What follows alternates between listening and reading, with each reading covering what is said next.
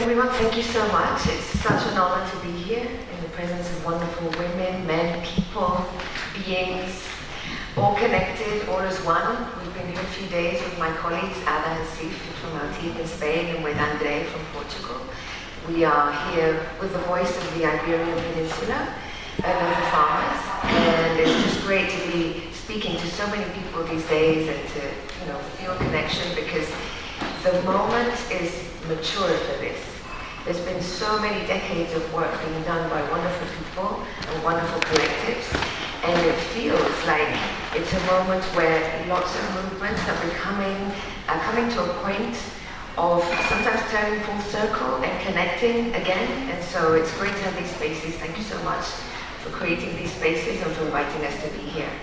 And we talk about regeneration in our collective. It's the Association of Regenerative Agriculture in Spain that I represent, because we feel that it's about bringing life back.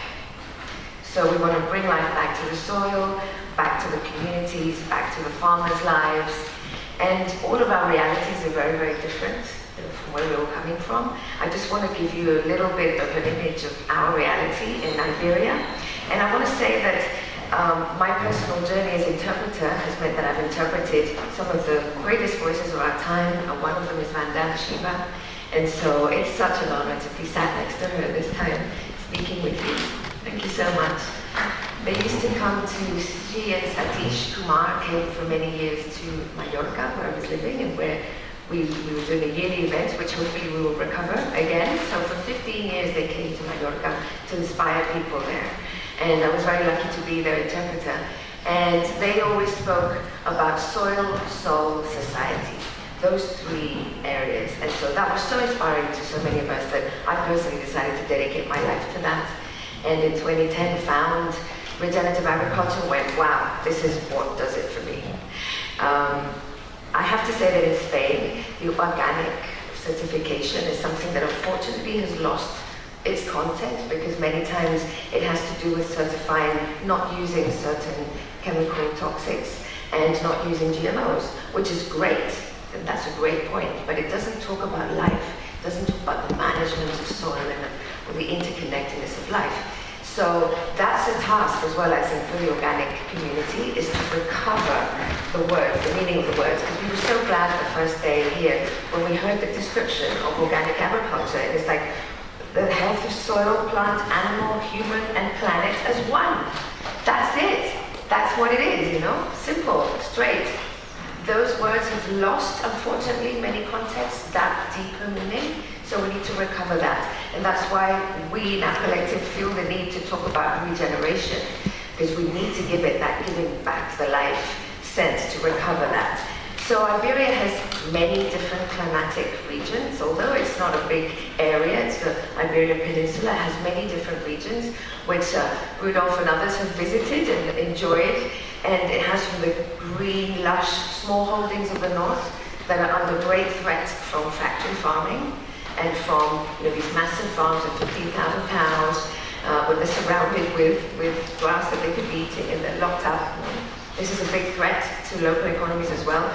There's the degraded coastal areas where water is overused and abused and contaminated, often to serve a monoculture of tourism, as you often spoke about in Mallorca, and also to create food artificially, and often organic food that is sent to countries like Germany. It's produced in those areas by over-exploiting those areas and the people, often African people who come and work there. So this is a huge, also social problem.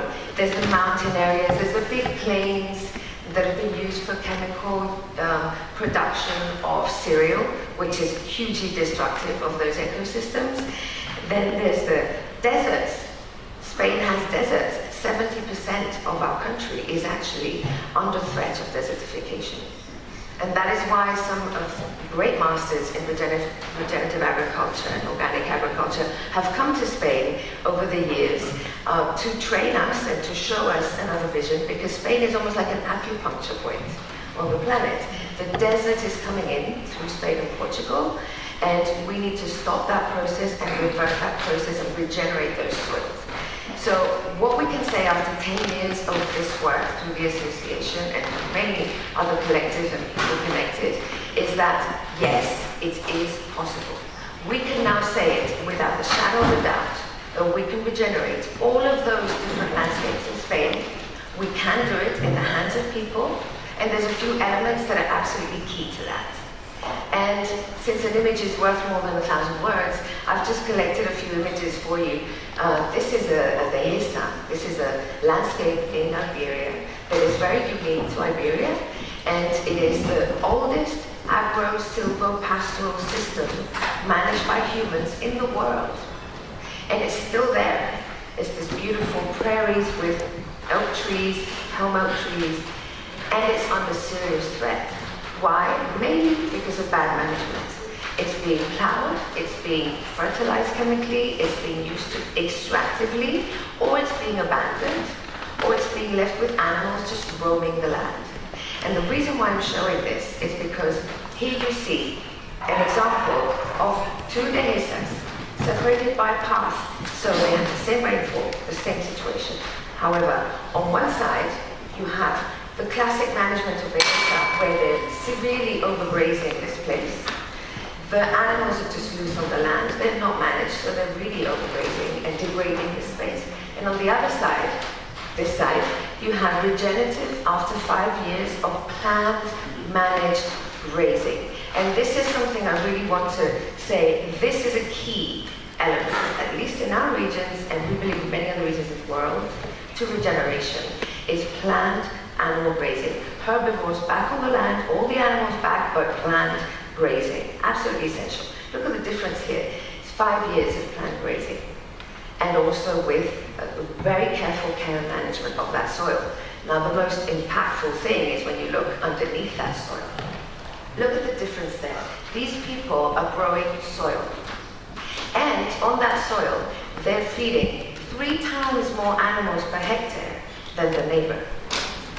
And when we had a drought for 9 months, the guys who did regenerative agriculture, farming management, were able to feed their animals for 9 months of that year on the land.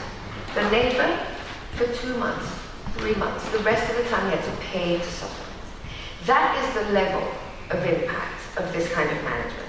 That's what we have been doing for all of these years, is basically to train, to connect, to also participate in science so that we can support this, to create community. This is a yearly event we do for cattle farmers specifically. And one of the things we're doing right now, which I feel is really necessary, is mapping the Iberian regenerative farms. We're working on this, basing this on a series of criteria that we have been putting together by basing it on existing scientific publications, on the work of climate farmers, our colleagues who are here as well, who gathered here last year to define what is regenerative agriculture before others do. And so we are taking that to Iberia and saying, okay, with local collectives deciding, so these are the criteria that people need to follow, and these are the desirable things that people need to follow, and we will be mapping this, and this summer we will be launching that map. So we invite you to see that. So the idea is to connect people, for them to connect with each other, and you can visit our social networks and our website, agriculturaregenerativa.es, if you want to know more. And we're so happy to be here and share these experiences with you all. Thank you so much for the opportunity. Do not only talk about traditional knowledge, indigenous knowledge, it might be interpreted as backward. Secondly, talk about practices, because a lot of knowledge is embodied in the practices. It's never spelled out because it's contextualized knowledge, which the context shows in the practice. And we would not be here if farmers would have accepted any innovation and immediately practiced it. Because there would have been so many failures. So the stability of the contextualized practices is very important. So please start to use, I invite you to use knowledge, practices and innovations. And you have the assurance that you're not being called a backward. Or I want to thank Vandana for talking about extraction. Years back, I have written an article on extractive knowledge versus cognostic knowledge. The knowledge that allows you to extract resources from somewhere else, and the knowledge that you share with other people, with animal, plants, soil, and this is cognostic knowledge. And so if we need to move from extractive to cognostic knowledge, and science is very bad at it, because we all learned in physics that an apple falls to the ground, and Newton was celebrated for it. But all the diversity of apples around the world, in the different localities, with the different qualities and the different foods and uses they're put to, that's not being researched so well. It is collected as digital sequence information into huge digital archives, but it's not cognostic knowledge. So let's move from extractive to cognostic knowledge. It's quote whatever is useful to you, but don't consider it the master plan which you have to localize. The SDGs can't be the director of what you're doing if you want real organic agriculture. And as we have seen, the harmonization is taking place all over with you, and thank you, all of you. Thank you for hosting, and thank you for being good guests, because that makes the celebration and feeds our souls. Thank you. Instead of biodiversity is life, biodiversity runs this planet, they're saying biodiversity will now be a financial asset for gambling on Wall Street. And whoever can gamble better, BlackRock, Vanguard, will get control. They created natural asset companies. Rockefeller, which gave us the Green Revolution, is now giving us Steel Nature Revolution. These natural asset companies, you won't believe the calculations, because they're fictitious calculations in the head of how many times you can sell the same river and make money, sell the same forest, sell the same soil, sell the same fictitious wheat, sell the same fictitious houses. And that's the only way the financial world multiplies wealth, so it's 70 times bigger than the real wealth. You know what they're aiming for by 2030? $4,000 trillion in the hands of the speculators. Now that is where our work is needed. And I think from what Christine said, two things need to be done. As she said, the confused top-down SDGs shouldn't be the master plan. Localizing has to be articulating. Each of the issues mentioned is a serious issue. It's just been hijacked. So I think we definitely need local articulation. You know, what does no poverty mean? How do you get rid of poverty through organic farming, regenerative agriculture? Zero hunger. All the work all of us have done should be in a one-sheeter that's an outcome of your meeting here. It'll help very strongly. The second is, I think we definitely need our economy, our economics. Because as I said, with the other extrematistics, it's never about economy. It's about extraction. How efficiently can you extract? But our economy, our practices show we are growing more food, we are creating more livelihoods, we are helping rural areas have better incomes. You know, our areas are inhabited rural areas.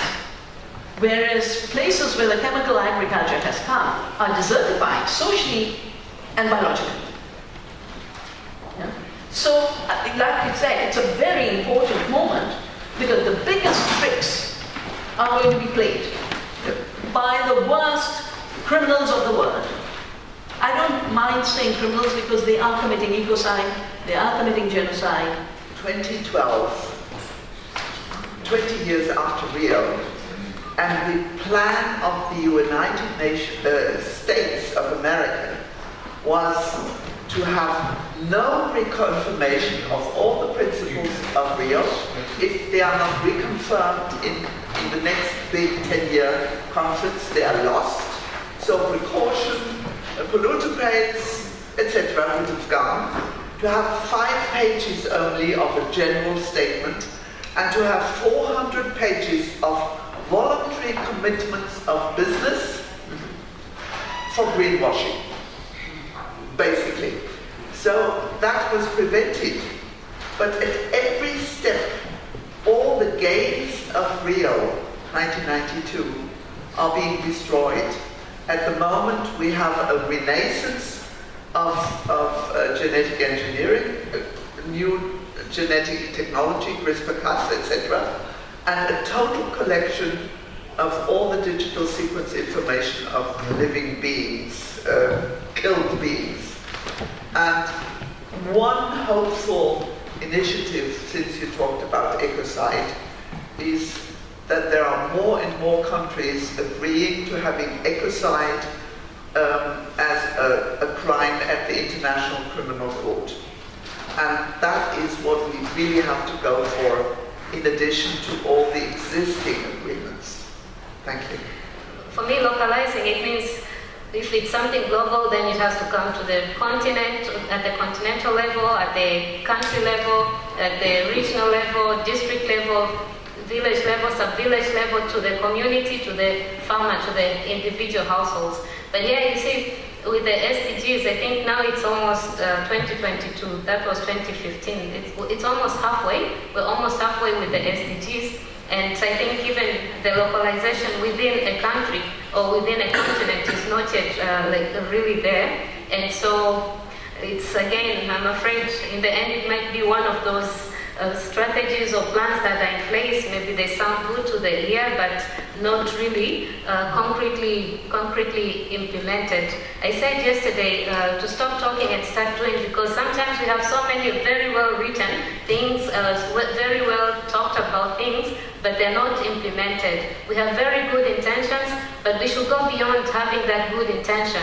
Beyond saying that good thing, go beyond and really get to doing. And again, a crop does not just need nitrogen, phosphorus, potassium. A crop needs much more, and the soil, the health of the soil, and the micro and macronutrients that the plant needs to be able to be strong and healthy. This basic, and understanding your environment, the ecosystem, and working in line with nature and the needs of your area. About the SDGs, of course, we